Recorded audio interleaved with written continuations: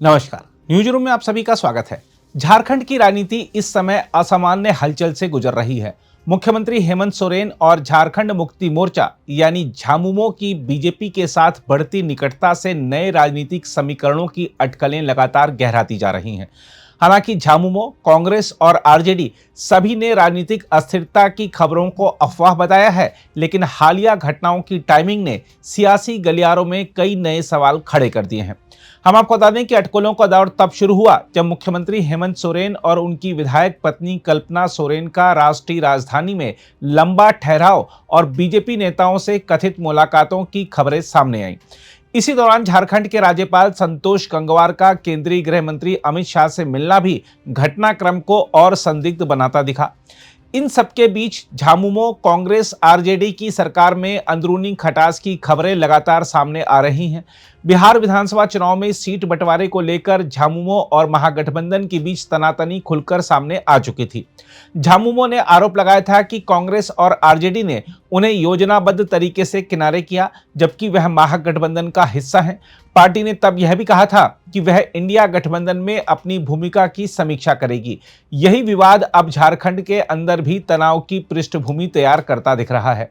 हम आपको बता दें कि दिल्ली में कई दिनों तक ठहरने के बाद सोरेन दंपति 5 दिसंबर से शुरू होने जा रहे विधानसभा के शीतकालीन सत्र से पहले रांची लौट चुके हैं।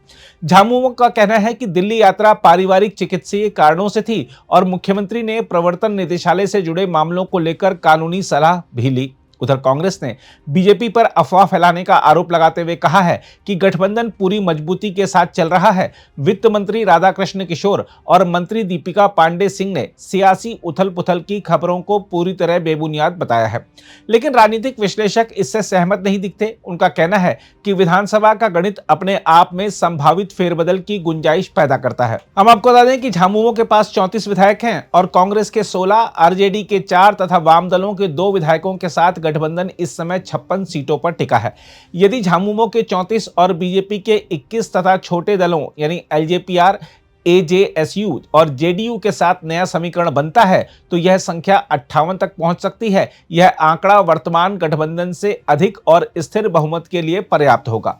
हालांकि कांग्रेस के भीतर भी यह आशंका है कि यदि झामुमो ने मन बनाया तो कांग्रेस के कुछ विधायक पाला बदलने की कोशिश कर सकते हैं, लेकिन दल बदल कानून के कारण यह रास्ता आसान नहीं है।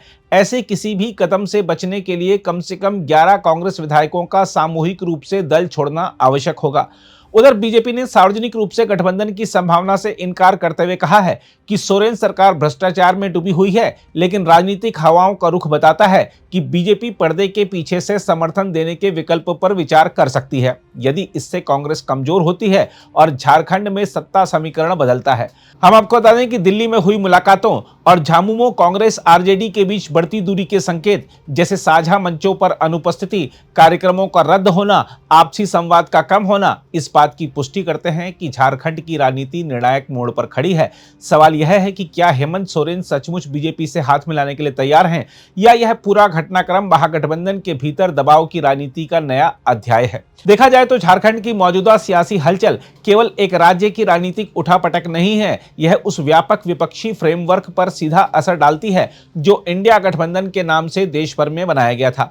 अगर हेमंत सोरेन, जो आदिवासी राजनीति का एक मजबूत चेहरा है, वह इस गठबंधन से अलग होते हैं तो इसका प्रतीकात्मक और राजनीतिक दोनों स्तरों पर बड़ा असर पड़ेगा।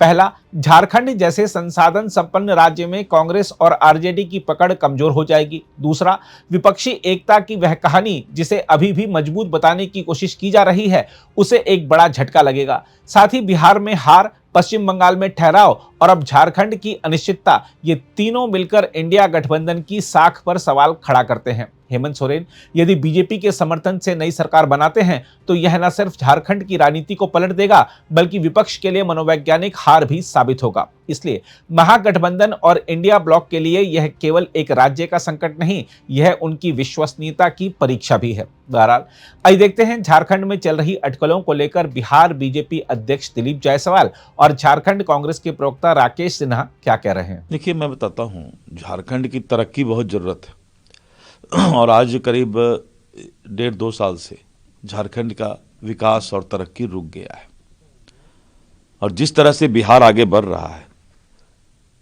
अन्य राज्य जहां डबल इंजन की सरकार है उसका विकास बढ़ रहा है, वहीं पर झारखंड पीछे हो रहा है। और इसके पीछे कारण है कि झारखंड की सरकार कुछ सीमित योजनाओं में अपने आप को जो है उस दायरे में ला करके विकास को बाधित होना पड़ रहा है। इसीलिए अच्छा है कि सब लोगों को केंद्र की सरकार से मिलकर के रहना चाहिए। चुनाव के समय अपना अपना विचारधारा लोग रखें, लेकिन केंद्र के सरकार के साथ कदम में कदम मिला के ही सभी दल को, सभी जाति धर्म के लोगों को चलना चाहिए। देखिए, जब से इस राज्य में भारतीय जनता पार्टी जनता के द्वारा नकारी गई है, तब से इस राज्य में अनेक प्रकार का हथकंडा भारतीय जनता पार्टी अपना रही है।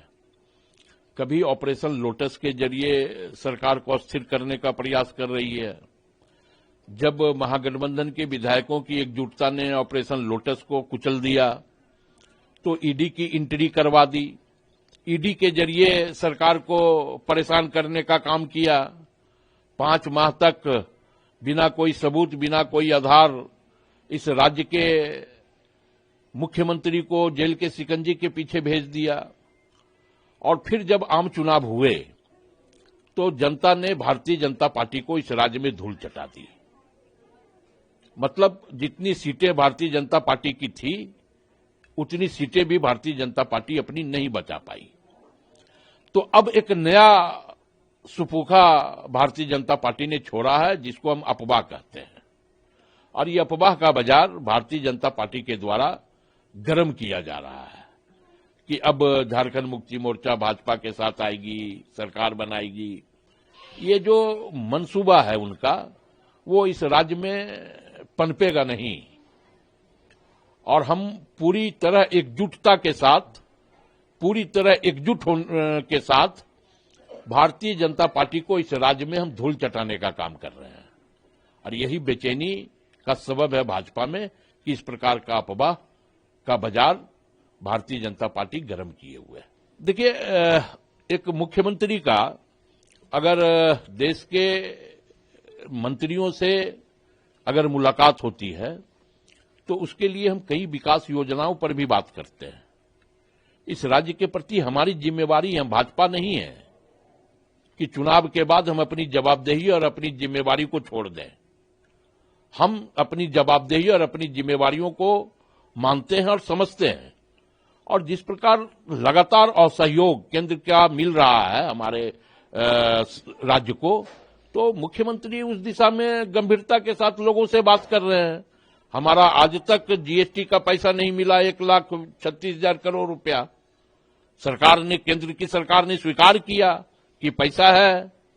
माननीय न्यायालय के द्वारा भी आदेश दिया गया, लेकिन उसके बावजूद अगर हमारा पैसा नहीं मिल रहा है, तो मुख्यमंत्री जाकर के लोगों को, केंद्रीय मंत्री से मिल रहे हैं, भाजपा के नेताओं से मिल रहे हैं कि भाई आप हमारा पैसा दो।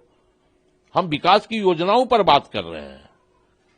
और जब हम विकास की योजनाओं पर बात करते हैं तो चर्चा भाजपा यह गर्म कर देती है कि अब सरकार में सब कुछ ठीक ठाक नहीं है।